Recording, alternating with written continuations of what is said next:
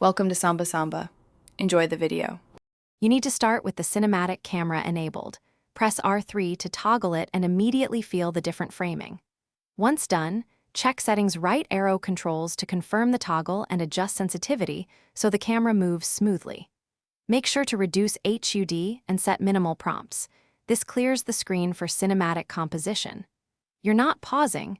Begin moving through the scene slowly to let the camera auto-track and settle. This first push gets you into the mode and sets the visual foundation for every shot. Once in cinematic mode, focus on framing. You control dramatic impact by pacing movement and adjusting field of view. Slow your horse or walk to reduce abrupt camera jumps. This makes the automatic camera stabilize and produce smoother pans. Make sure to tweak FOV and camera distance in settings for a wider cinematic appearance or a tighter, character-focused shot. Use short manual rotations between pans to add intentional beats. By combining controlled motion with these camera tweaks, you shape cinematic shots that feel deliberate. You're ready to record. Use the in-game recorder or load the Rockstar editor for multi-take control. Start recording only when the composition and movement feel right.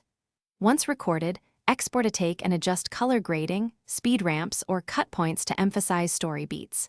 If you encounter stutter or jitter, pause, lower camera sensitivity, and restart the session. That often fixes tracking issues. Finally, make sure your GPU settings aren't forcing frame caps. Consistent frame rate is critical for smooth cinematic output. Thanks for watching. Consider subscribing if we helped you.